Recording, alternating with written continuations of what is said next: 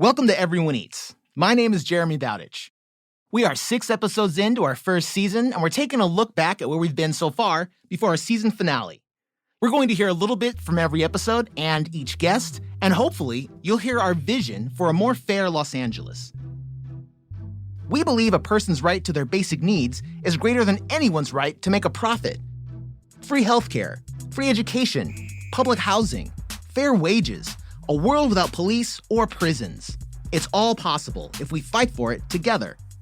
Normally on an episode, we open a bottle of wine and take a look at a basic need for all Angelinos. Who has it? Who goes without? Why? And what can we do about it? You're going to hear from the people I talk to, activists, educators, advocates, and people just trying to make ends meet. Join me, Jeremy Bowditch, as we take a look back at our imagining a Los Angeles where everyone eats.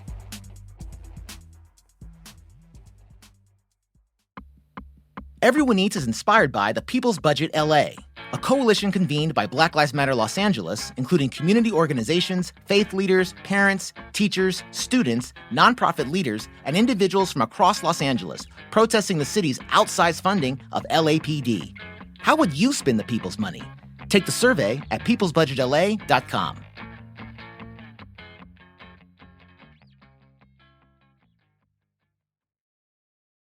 First up, we're going to hear from Dr. Melina Abdullah, a co-founder of Black Lives Matter Los Angeles and an organizer with the People's Budget LA, a yearly survey that asks the people of Los Angeles how they would prefer to spend their money.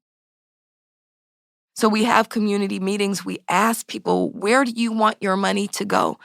No one says more money for police. No one says more money for parking enforcement, right? Those are the two areas that when we surveyed tens of thousands of Angelinos every single year, 2020, 2021, 2022, and 2023, those are the two areas that they absolutely want to defund. And I know it's not popular to say defund the police anymore, but the people still want to defund the police. They don't think that we should be spending on police who don't bring us safety, who actually invoke fear, especially in Black communities, right? Yeah. And no one says more money for prosecutions either. They want to defund the city attorney's office as well. And so that's what the data says. The 2024 budget in the city of Los Angeles was $12.8 billion. Half of that money, about $6.8 billion, is what we call the general fund. It's completely unrestricted, and the city can spend it any way they want. Out of that, $3.2 billion goes to cops. So 25 cents of every dollar we have in Los Angeles goes to police and prisons. We're going to keep coming back to this on this show. Poverty is a political choice. Imagine instead of 25 cents for every dollar, it was a dime. That's billions of dollars back in the people's pockets. Money for housing, healthcare, and everything else we need. Now back to Dr. Abdullah. You know, if we steal back a moment of our time, and I try to do this every morning for myself, I try to do this at the beginning of each of my classes. I try to get my children to do it, and our team and Black Lives Matter, we always do this, is to shake ourselves out of what is, right? There's all this conditioning that tells us it's normal for 40,000 people in the city of Los Angeles alone, and probably more like 70,000 people in the county, to live in tents. They try to make us think that's normal. They try to make us think that it's normal to have tents cast up against multi-billion-dollar skylines. That is not normal. And we have to recognize that they're also, as they overfund policing in the city will exceed $4 billion in cost in the next couple of years, right? As they overspend on police, they make us think that there's something wrong with us for thinking, well, can't transportation be free? Can't housing be a human right?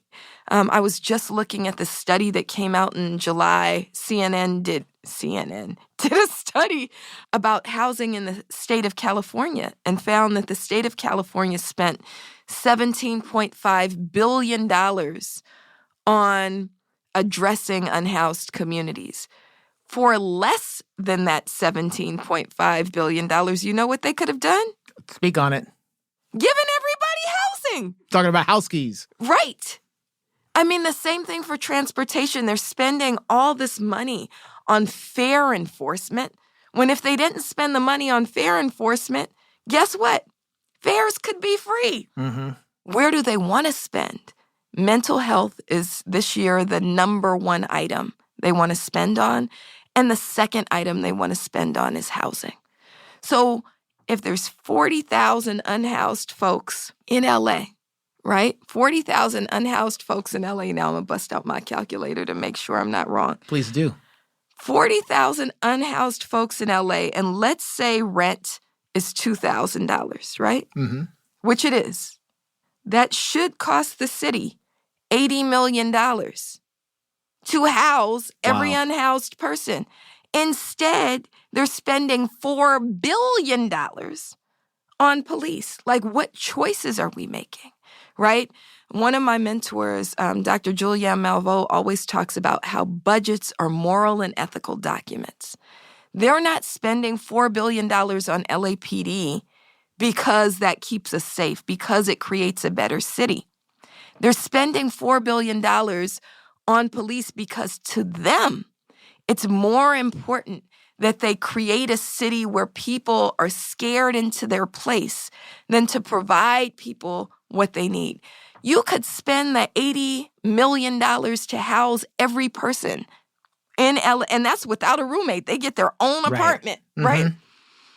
And still have, what is it? What's left? I think it's 3.92. It's a lot. Yeah. It's crazy. Okay. That's like a rounding Right. error. I want to talk about what Los Angeles could be like just a little bit, almost like Ice Cube's Today Was a Good Day. If we could give people a voice to choose how they would vote, what would the city be like? I can imagine people saying, hey, we want better transit. I think we peel off $1 billion out of the police budget, and now there's buses everywhere. They're clean, they're safe, they run often. Now I can get to work and I don't have to spend $500, $600, $700, $800, $1,000 a month just on transportation. I just wonder, in your kind of pie in the sky, you've got a magic wand. We've won. The city has said we're going to basically let people vote, campaign for, and choose how we divide up our resources. What does that mean for a city like Los Angeles? So as I imagine the Los Angeles and the world that I want for my children, I think about some of the things that my mother provided, that my grandparents provided. In the summer, my grandpa would lift the garage door. So like at the bottom of his house was a garage, and then you had to go upstairs to the house, right? So he would lift the garage door, and my grandma would make Polly Pop and tea cakes. And the kids would come in and out, like we'd be playing outside all day long. And then when we got thirsty, I know there's a lot about Gen X drinking out the water hose. We did that too.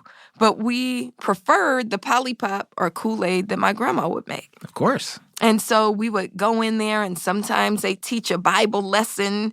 And then my grandpa, who was always old, I don't know when he was not old, he was always old.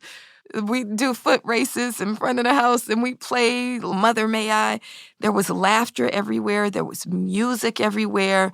You know, I'm the hip-hop generation. They say Gen X, but I'm really the hip-hop generation. You know, I think about people like Jody Bo walking down the street with a ghetto blaster and a piece of cardboard, and like the excitement of that on the corner. And that's a beautiful community. They feed us these images of what was terrible about my generation. And it was, in some ways, like a lot of my peers were killed by both community violence and harmed by policing, over-policing of our neighborhoods. But there was also tremendous beauty in our neighborhoods, right? We'd spend the whole summer hopping fences and debating who had the best plums in their backyard, right? And so when I think about the kind of world that I want a world that everybody has all of what they need and most of what they want.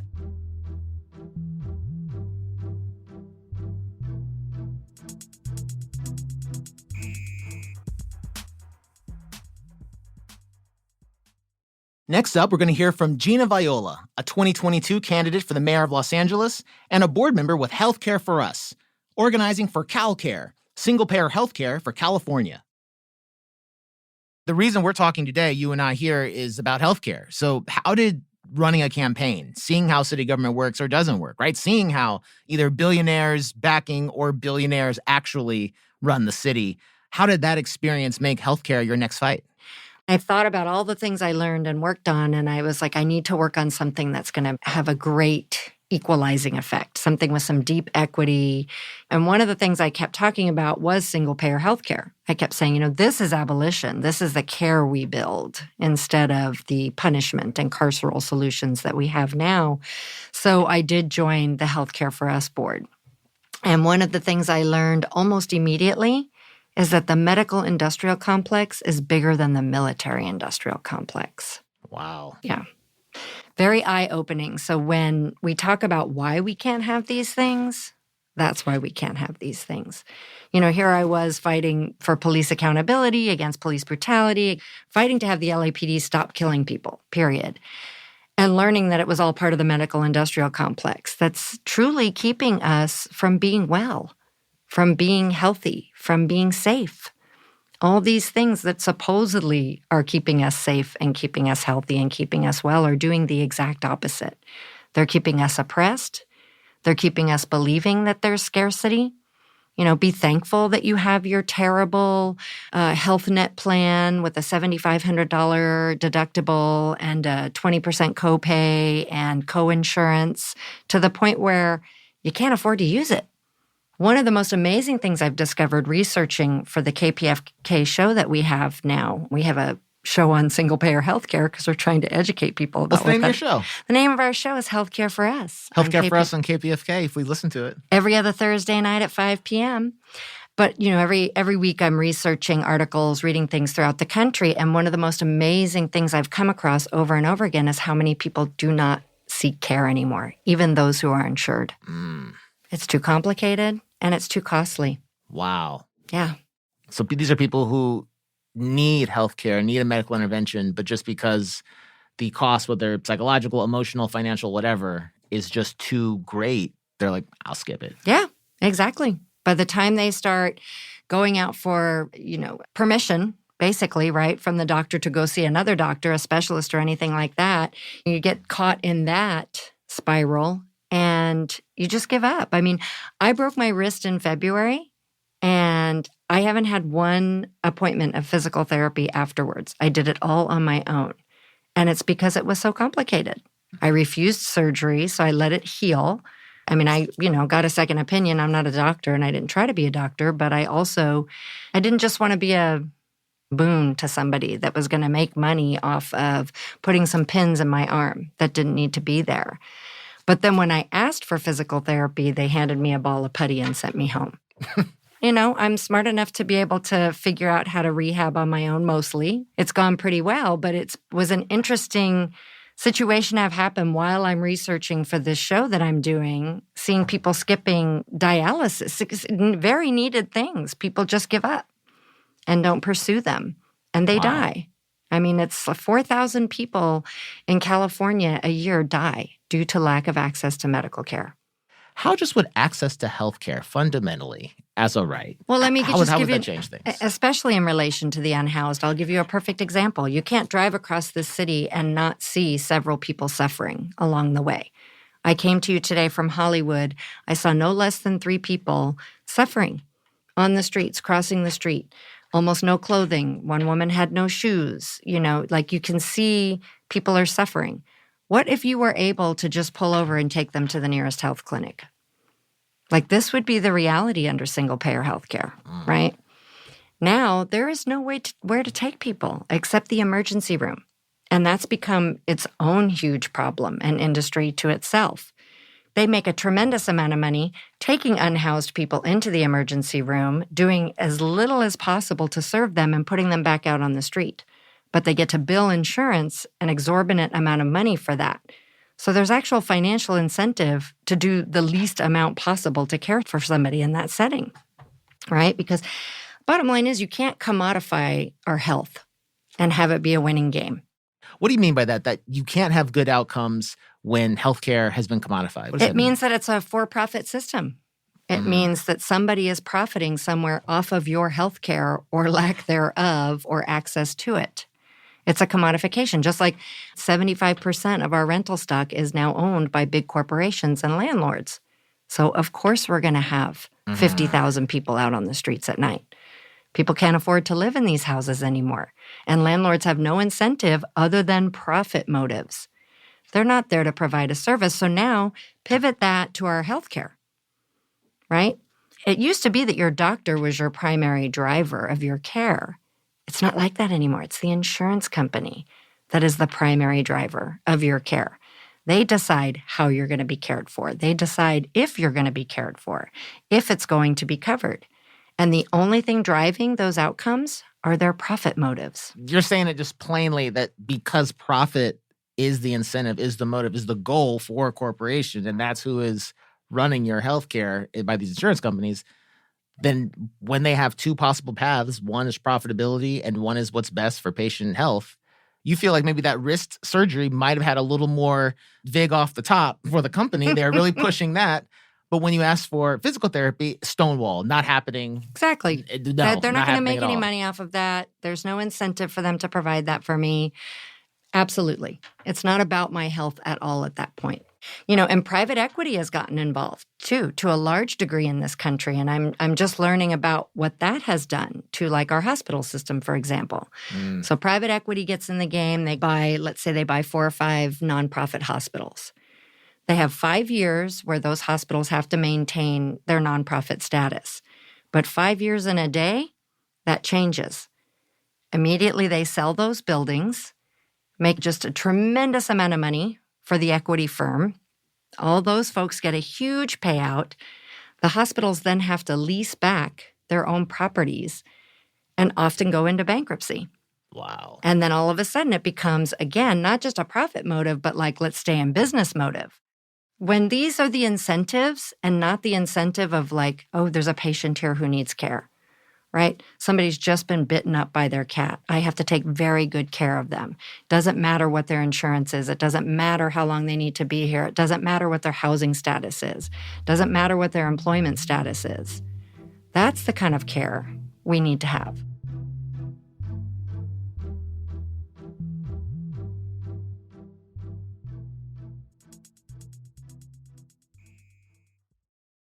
In episode 3, we spoke to Theo Henderson, an activist and advocate for LA's unhoused community, and host of the podcast We the Unhoused. Theo spent more than 8 years living on the streets of Los Angeles on a housing wait list. Recently, he's off that list and living inside. He still is active advocating for the unhoused with J-Town Action and Solidarity, hosting weekly power-ups in Little Tokyo and downtown Los Angeles. I was hoping you could share with us and the listeners who may not already know a little bit about your background, who you are, where you come from, and what inspired you to start your podcast. I have dealt with houselessness for the majority of my adult life. But when I was unhoused, I was able to, when I was a younger man, able to get out of it a little bit easier because I was able to work or I was in a different area where I was able to tap into some resources. Where LA became a little different is because I had a medical emergency that it was extensive enough that I could not get on my feet quick enough. I had to recover. I'm not married. I don't have a wife and kids. And I didn't have a stronger family support system to be able to help me, usher me into getting recuperating and in order for me to get on my feet. So I had to recuperate, stay in a building, and try to get on my feet too because I lost my job because I got sick, and tried to do all of that at the same time, and which was an impossibility. So as I started to descend into houselessness, it didn't happen overnight. I stayed couch commitment with friends, and then I felt I was overstaying, welcome. And a couch commitment, it's basically just couch surfing, essentially. Right. It's a touchy situation when friends want to help you, but it's difficult when they are also housed and secure or their money is funny and their change is strange. So they cannot afford this large rest like you wish that they could. So I found into that. Then I would go into quick hotels. Then I went into the seedy hotels. Then I would jump around to shelters and eventually on the street because of the unsafety issues or the carceral solutions or the curfews or the constant demeaning behavior that you have to endure when you're being unhoused and always having to bite your tongue when you have abrasive staff members or who are on a banana peel on themselves and unhoused themselves. So all of this shaped how I was functioning, being out here on the street, as well as starting to rub shoulders with other unhoused people. I became a part of the community and another part of L.A., downtown L.A., and they started targeting me, having the police come and try to run me out. And they tried every way to do this. And it inspired me because I was talking to my friends who unfortunately were falling prey to the respectability politics and the meritocracy. I actually had one of my friends that was arguing with me, telling me that unhoused people like to be out here. And it was like, it was frustrating. It was like, there's got to be a way to converse with people that understands that houselessness is not some kind of luxurious kind of idea. And so once I was approached to make a podcast, and I am not from the younger generation, so I'm a little bit older, and I never heard of a podcast until they started telling me, and then I listened, I was like, oh, I think I could do this. So I created my podcast, Living on the Street. I started with my friends, I started talking about my story, and what I found, to my surprise, that people were listening. But what also surprised me most, which was a surprise in a delightful way, is that unhoused people were listening. One of the first people that reached out to me was an unhoused person from New York. He's like, I cannot believe that you are unhoused, and it's so great that you are finally telling. I'm so glad that somebody is finally saying what the reality is. I'm so sick and tired of other people or housed people saying what houselessness is, and they don't have any freaking clue. And then I had another person, an unhoused person from the UK, tell me how they were coping with being unhoused. And then wishing that I had a podcast from there. Then I had someone from Cuba. Then I had Portugal. I mean, it really opened my eyes that this was such a need for unhoused people to be validated, to be heard, and finally their stories could be spoken from someone that knows what houselessness is. I know what it's like to live on the street and eat out of a garbage can. I know what it's like to sleep in a garbage can when it rains. I know what it's like to live in several facets of housing, squat in a building, hide your clothing and get it stolen, or have to deal with police harassment, or try to plan your day just to shower in order to come back because you have an appointment and you don't want the smell. Or to try to plot your day that you have to do laundry and then keep some of your laundry because you can't carry all of the stuff in a heat wave. Or to deal with how when your money is strange on your EBT or got cut off, where are the spots for you to go to eat until you got to go back to your caseworker, or you're able to wait till the period where your GR is cut off and can be reapplied. All right, we're going to take a moment here to talk about some of these acronyms. So GR, that is a County of Los Angeles relief program for adults. If your income is low, you can apply, and those benefits are usually around $221 a month. SNAP is Supplemental Nutrition Assistance Program. That's the federal version of food stamps. California's state version is called CalFresh. Those are accessed via EBT, Electronic Benefits Transfer. That's essentially a debit card that swipes like a Visa, but pulls from your food stamps or nutrition assistance account. And so now that we've got these acronyms out of the way, back to our conversation with Theo Henderson. I created the first unhoused news, and it's designed for unhoused people to navigate or protect themselves from housed people. Like, be aware that there's housed people that are setting fire to unhoused people, or hobo hunting. Be aware that there's people on vigilante sites are saying violent things, or other kind of ordinance or law that's going to prevail for them. I was responsible for trying to keep them apprised of that. So those are the things that when I do Woody and House, which I'm partnering with iHeartRadio now, is to really set the beacon or the clarion call for more unhoused people to get their stories. They're the experts, to have their stories uplifted without the meritocracy narrative. I don't do that. I believe that everyone needs services, and I believe everyone needs to be treated with dignity and respect. I may not understand what it's like to be an unhoused person with 2 kids, but I believe you should have your story told with the dignity and respect that is accorded. I may not understand that there's an unhoused person that's at stage 4 brain cancer, but I believe you need to have your story told to let people know that it's not that easy to be dealing with brain cancer, chemotherapy, or going to appointments and then starting to keep your stuff together, or having to try to navigate housing and they don't have housing yet. Like the gentleman that I posted when it was a heat wave, he had skin cancer. Now, how do you navigate dealing with skin cancer and you're out here on the street in a heat wave and you can't have your tent up to have a shade because police will take your tent or ticket you? Right. So these are the realities that house people don't contemplate because it doesn't include in their reality. But these are real life issues that people have to navigate. I am diabetic. It was very hard to be diabetic to be out in the street because my blood sugar ballooned, my weight ballooned. I was unhealthy weight. I was eating the food I wasn't supposed to eat because I could not do a balanced meal setting because I don't have refrigeration. I don't have a place where I can store the food, where I don't have to gorge the whole food before it spoils. Mm-hmm. Your medication is taken because they swept your stuff and thrown it away. If you have health issues and heart issues or stress, like these are the things that are not understood and not told. These things are a valid issue. After the break, more from our Season 1 Look Back episode. Everyone Eats is inspired by Black Lives Matter Los Angeles, engaged in intense struggle to advance freedom for Black people since 2013. The struggle continues, and when we fight, we win. We encourage all who are committed to Black freedom to become involved in Black Lives Matter Los Angeles. Find out more at blmla.org.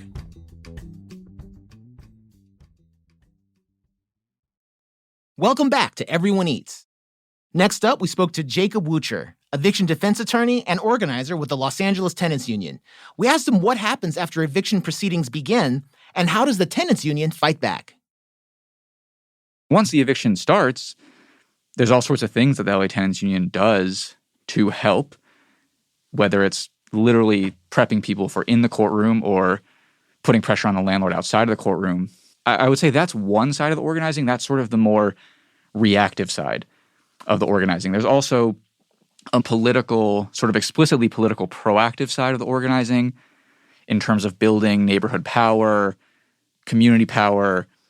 We don't tend to get involved with policy per se so much. We're not really writing legislation, but we are putting out clear demands, I think, pretty regularly. So during COVID, the Los Angeles Tenants Union was really pushing the demand to cancel rent, for example. So many people were suddenly just out of a job, and we see it in our meetings every single week that people just couldn't pay rent. And when you can't pay rent, if there's not really strong eviction protections, or in our analysis, just rent being canceled, people were going to get evicted. So we were pushing cancel rent. We were telling people, pay for your food, don't pay for your rent. You need food to survive, right? Your landlord will be fine. It's very imperfect, and this is a classic way that the state responds and waters down radical demands. But I think because of a lot of the organizing for cancel rent and basically the rent strikes that people were engaging in, you got a very strong response from the state in terms of a rental assistance program, which again was very far from perfect and ultimately ended up lining the pockets of the landlords. But that's just one example. Another example of what the LA Tenants Union is pushing for politically right now is a rent freeze for the city of Los Angeles. For hundreds of thousands of units starting in February, landlords are going to be able to raise the rent by 7%, 9% if the landlord pays utilities. Our wages haven't gone up though, right? They have not. Everything's gotten more expensive. People are not getting 7% wage increases, so why is the rent going up 7%? We know that's just going to lead to more homelessness. We know it's just going to lead to more overcrowding. That's another thing that the LA Tenants Union is pushing for right now. And then in terms of the long-term vision, I think there's a lot of more work to be done, but the Los Angeles Tenants Union is certainly pushing for a world without rent, a world without landlords. We don't need them. Speak on it. They just take our money every month. They don't do repairs. They don't care if you live or if you die. I want to ask you, since we're already on the tenants union topic, what are some of the ways that the union can kind of lean on landlords? You said before the process starts. What is available to people to fight back before they get into eviction court? There's so much you can do. I mean, it starts often with just sending a letter. So someone comes in, maybe their landlord's harassing them, maybe their landlord is trying to raise their rent. We try to think of it not as what does the law allow, but what is right. So maybe your landlord's allowed to raise the rent. That doesn't mean it's right. We can still fight back, right? You can send a letter. That's maybe the very first step. Like that's very low key, right? You can increase to protests. So there have been cases a lot of cases under the Los Angeles Tenants Union of tenants finding out where their landlords live and protesting outside of their homes.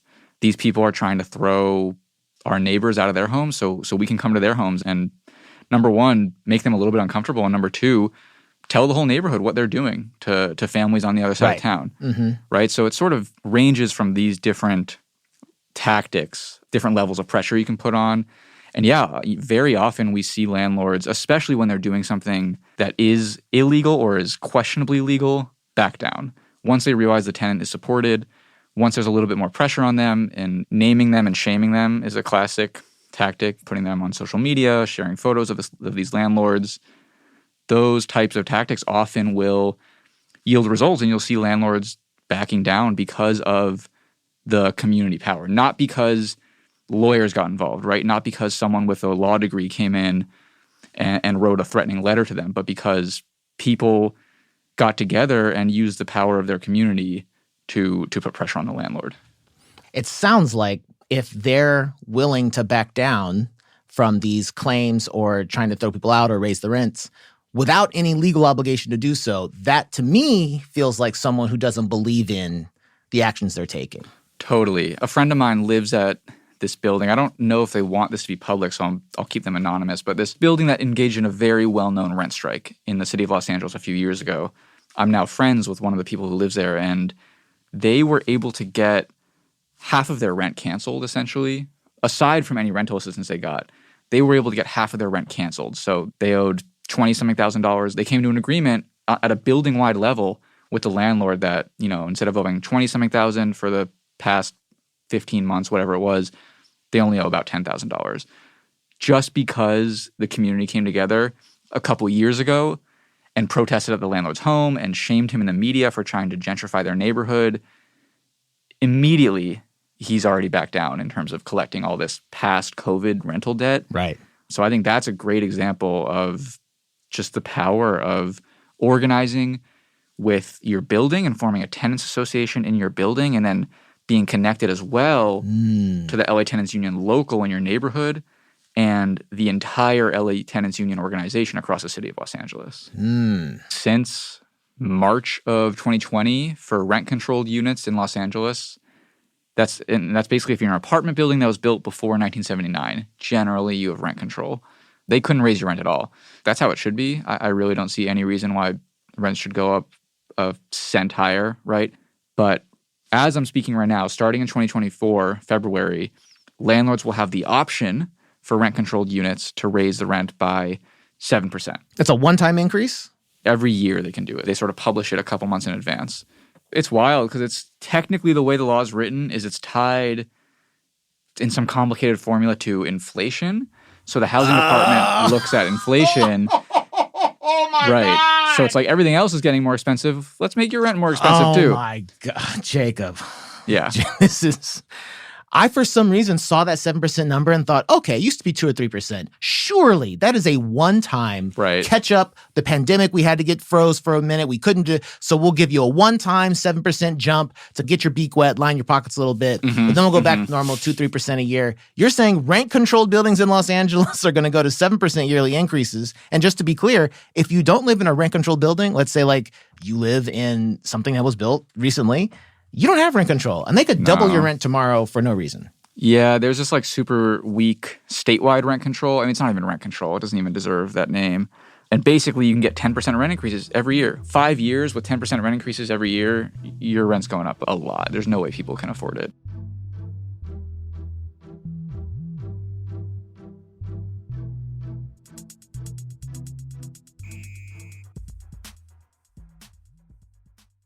In episode 5, we had an incredible conversation with Dr. Rochelle Brooks. She's a first-generation college student, a school principal, and a debt organizer with the Debt Collective.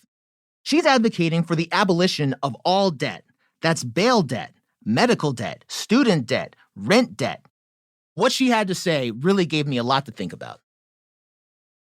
What was your experience with the, I don't know, maybe not the threats, but payback or else? Or maybe even what are the fears you're hearing when you first get on Facebook and you say, hey, these student loan repayments are gnarly. I'm not about to do that. I'm still in school. This makes no damn sense. What was communicated to you by Sally Mae, whoever, Mohila, whoever's coming after you on these loans? What's that bayonet in your back that's got you to say, if I don't pay this? Right. Oh, I think just the term debt, right? Just having debt, the idea of having debt, it's a really shameful and isolating concept in our society. It's intended to make the individual feel like they did something wrong. It's a moral irresponsibility, right? You failed in some type of way because you have this amount of debt. And I think with me being so vocal about it and telling my story, people are like, you're okay with saying you have $237,000 of student loan debt? And I'm like, yeah, I'm okay with that because I know it's not a moral failing, right? I didn't do anything wrong. Literally, when I tell my story, a part of that is I did everything that I was supposed to do and still something went wrong, right? Because it's a systemic failure. Yes. So highlighting the fact that it's a systemic failure makes all of the difference. And then we're not individuals in this fight. When we isolate ourselves, it makes us more vulnerable to whatever it is that they want to do about the student loan debt, about any debts, right? Any form of debt. The power lies within the bank. If you owe the bank $10,000, the bank has a lot of leverage over you, right? But if you collectively work together with everybody that owes the bank, then you, in fact, own that bank because $10,000, they can come after you. $100 million, that's a big difference. If we default on $10,000, it's a problem for us. If we default on $100 million, it's a problem for them. So that's where the idea of being vocal about everything on Facebook, on Twitter, on Instagram, wherever I am, even in person, I'm really vocal about it because I know that there's collective power. When we come together, we can literally flop the system on its head, right? We can abolish this idea that we're individuals that did something wrong and funnel and direct the energy towards the people who are in the wrong, the capitalists that are profiting off of the predatory loan terms, the capitalists that are profiting off of the predatory practices for people who are in the position where they have to finance their survival, their medication, their education, their food, right? That system itself should not exist. So when we talk about it, we come to that realization that it's not us that did something wrong. It's the system that did something wrong. And I don't get terrified, right? I get motivated. I'm like, this is what it takes, y'all. Huh? Like we get that bill and we go tell somebody else. They tell us they got their bill and we organize and we get stronger. So I strike. I haven't made a student loan payment yet. Yes, say it again. Yeah. And am I fearful? Absolutely not. I know that there's power in what I'm doing, and I know I'm on the right side of history. 15, 20 years from now, we're going to be having conversations about, wow, 15, 20 years ago, people were expected to go into debt for education, and people are going to be like, that's so unjust because we're having these conversations now and because people are choosing to not pay. So there's consequences oftentimes, but with the Debt Collective, one of the things that we do is we show people how to strike without going into default, right? So the way that I did it, which I spoke about earlier, I stayed in school and you don't have to pay while you're in school. You can declare that you're on strike. And I did it intentionally because of my inability to pay. Right now, I'm not in school. Payments just started, but I'm on disability. I just had a baby. Y'all, had a baby 5 weeks ago. Congrats. Thank you. So I'm on disability and I don't have to pay because my income is so low right now. I make 60% of what I was making. I reapplied for my income-driven repayment plan and my payment is $0, right? So you apply for IDR, you get that $0 payment. That means you're not making any monthly payments. You're striking. Whenever you're not making payments, declare that you are striking. Let the government know you're not paying these student loans back and organize with other folks. It doesn't have to be scary. It can be empowering. It can be uplifting. But the important part is that we come together as a collective because they want to isolate us, right? They want you to get that letter and be fearful. They want you to feel shame. They want you to feel like it's your fault, right? That's not true. When you get that letter, feel motivated, feel empowered, understand that there's resources, there's people behind a movement to cancel and abolish student loan debt, and we're getting closer to it. And there are consequences, right? You can go into default. You can have your credit affected by it. It can affect your ability to pay for things or finance things, really, right? So there is that side that people need to know about, but there are ways to avoid default and affecting your credit, and you can still strike with us. I love hearing that. It's a intentional Yes. strike. I see that sentiment on social media often, which is, it's outrageous. $120K for dental assistant school? That's bullshit. It's not paying that back. And people are like, how dare you? That's crazy. And there's like some methods to the madness. We're talking about A, letting the lender know, the government, whoever, I'm not paying this back, I'm on strike. But then B, using the available processes and tools to kind of avoid entering into the system. I was talking to someone earlier about housing, an eviction court, and they were saying something similar, right? That the point is to not end up in the legal process of eviction. It sounds like what you're describing when you're on strike is you want to avoid the kind of legal, carceral, punitive issues that come with debt, right? Staying out of default. Can you talk to me a little bit about how... Worst case scenario. Yeah, what's right? the threat, right? What is... If the system works as designed, Yeah. what does it do to the individual? Yeah, and whenever we think about consequences, if it affects the average person in any type of way, it's going to affect poor people. It's going to affect Black people. It's going to affect working class, queer folks. It's going to affect already marginalized people even more, right? And those are the people that, especially in this space, that we're working to protect. We want to make sure that folks aren't making their situation worse. So yes, absolutely. I think worst case scenario, you default on your student loans. It affects your credit, right? It shows up on your credit report. When you go to finance anything, they look at that and you can't get any type of financing. It can affect if you already have financing, right? There's times where they review your credit regularly just to see your credit worthiness. And if they see that you've defaulted, then it can affect your credit worthiness in that moment, and they can pull back what has already been financed. I've seen it happen where someone had a car, they defaulted on something, and they were able to take away their car, right? They repoed their car because their credit worthiness dropped. And there's predatory car companies too who aren't doing things by the book. And that happens. Or their payments go up because their credit terms change. Their loan terms change because of the credit worthiness, which if something's getting more expensive, but your pay is staying the same, right? You're not going to be able to pay it, right? So you start to fall behind and things just snowball out of control. I've had someone yesterday, 2 days ago, I'm going on a walk with my friend. She's in the IT business and she's like, I can't pay my student loans, but I can't go into default because when I get contracts for my job, the first question they ask me is, am I in default for student loans? So the government contracts for any position, and she's a single mom, she's a Latina woman, right? You're getting government contracts, which is your livelihood is based on being able to attain these government contracts. You can't pay your bills. You can't survive without this job. They're asking you if you've defaulted on your student loans, right? So yeah, it's impactful. We don't want people to go that route.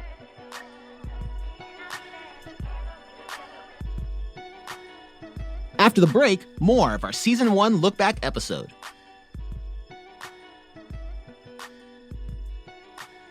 Everyone Eats is inspired by the Justice LA Coalition, envisioning a LA County where the well-being and health of the whole community is prioritized over incarceration by reinvesting county dollars into alternatives to incarceration. Find out more at justicela.now.org.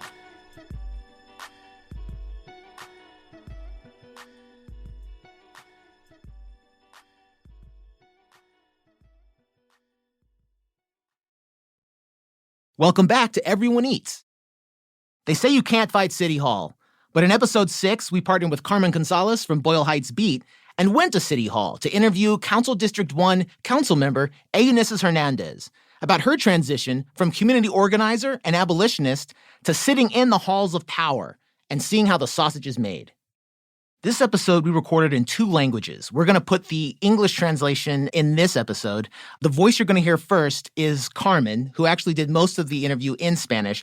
The next voice you'll hear is Councilmember Hernandez. People like you, like us, normally don't get to have a seat at the table, right? And it can also be that a lot of people here in the city are not happy with your platform. How have you been working with people who are not very happy with the changes you have promised or with the platform you are coming with, especially when you could need their vote on something?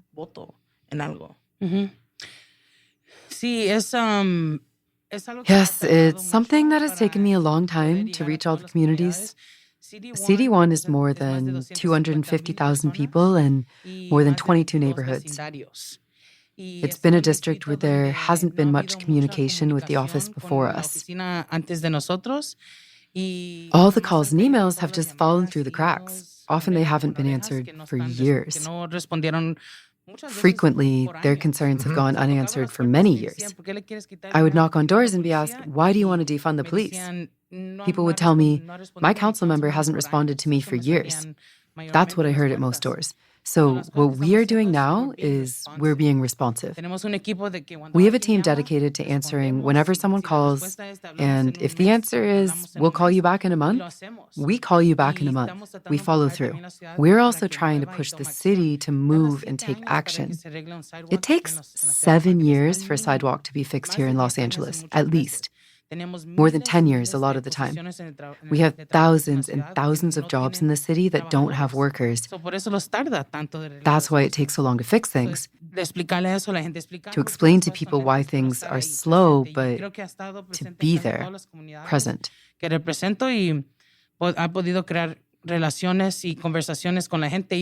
think one of the most important things is people just getting to know you. And making sure your team is out there. And yeah, eso es lo que estoy tratando de hacer, be out there in the community. That's very interesting. Being someone who lives in CD14, whose constituents have been very vocal for Councilmember De Leon to resign. And he just doesn't, like, what you're saying is so true. Like, these council members don't care. It's not important. They're literally shutting down every council meeting. And they decide to stay out of arrogance in situations where maybe that's a little more extreme, right? But in situations where it might be too early to vote them out or something like that. Or they refuse to step down from their position. What advice would you offer people who want to remain engaged? In politics, but their council members just trash. I would say organize your community and then organize everybody else around that person. We are a council of 15, but we have leadership, 3 leadership positions. We have a mayor's office, What I would say to people is to organize. Put pressure on the people that are around the person in leadership. Del council, tenemos alcaldesa, and we are elected people. Somos gente que somos elegidas por our constituents elected us. But that doesn't mean that we don't have a chain of command in place. Chain of command. Organize around that. So you cast the only vote against the LAPD budget increase. Have you felt any backlash from the police union or faced any consequences for voting that way? We've talked to activists, other journalists, and relatives of victims of police violence who've experienced harassment from the sheriff's department. And where did you find the courage to cast that vote? Yeah, it was a vote I knew I would cast. From the moment I stepped into City Hall, I told people that if there was ever a budget increase to give more money to the police, I wouldn't support it. I would vote no. From the moment I got in, I tried to vote every time it came up. Every time. Because every week, we vote in millions of dollars for the police. Not just in the budget, every week. And every time I vote no in those situations. But all my work, almost a decade, has been to try to fix this system of police incarceration. Addressing this system of police incarceration. I have seen that these systems do not help keep our communities safe. They haven't kept me safe, which is why I'm doing everything I can to create a system that truly supports people. In the budget we voted on last year, nearly 25% of the entire city of Los Angeles budget, amounting to billions of dollars, was allocated to the police. And almost all of that money will only go to pay for salaries and pensions. We gave them $20 million for new cars. We bought an $18 million helicopter for the department. At the same time, we spent, I think, $6 million on their police uniforms. That's 3 times more than what we allocate for the Youth Development Department, whose budget is only $2.3 million for the entire department. One of my Shiros, Los Angeles County Supervisor Holly Mitchell, often says that un presupuesto es un statement of your values. A budget is a statement of your values. And I couldn't vote on a budget that gave a quarter of it to the police when we have people going hungry. When we have people we can't help with their rent or get a job or things like that. And that's why I voted no. And I also know a lot of families that have been impacted by this violence. A lot of violence from the sheriff's department, but also from the LAPD. And that's why I do everything I can to create a system that keeps them safe. And in situations like this, where other council members that the media and the public have said are the progressive people in City Hall, who supposedly have platforms similar to you, still vote yes to give more money to the police department, how does that relationship look? For me, this work has been going on for more than a decade. I was one of the co-authors of Measure J, which happened in 2020 in Los Angeles County. I've worked on campaigns like AB 109 Reimagine, which focuses on reallocating funds away from the sheriff's department and toward community programs. And in my case, I wasn't going to change my vote for anyone. The only way I would have reconsidered my vote was if we gave less money to the police. Since that didn't happen, I signed petitions and documents that said no more money would be allocated, and I was going to keep my word. If I don't keep my word with this, then what's the point? And the people who were angriest with me for that vote were the group of progressive council members, because we had to stay together. But if everything up front is telling you that this budget is going to give cops more money, and we said we weren't going to do that, why would we do it? So it was a hard vote.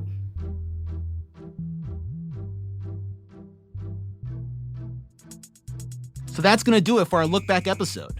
We're hoping by hearing a little bit from each episode, back to back to back, you can kind of get a picture of a Los Angeles that's more fair.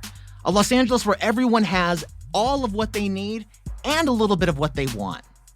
I want to thank my guests, Dr. Melina Abdullah, Gina Viola, Theo Henderson, Jacob Wucher, Dr. Rochelle Brooks, and Councilmember Eunices Hernandez.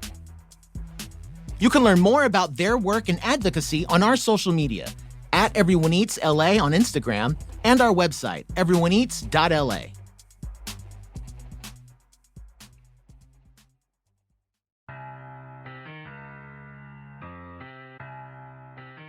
Thanks for listening to Everyone Eats. The show is hosted by me, Jeremy Bowditch. I'm also a producer on the show. So is Joy Sanford and Dan Gallucci. The show is recorded at Boyle Heights Beat in Boyle Heights, Los Angeles, California.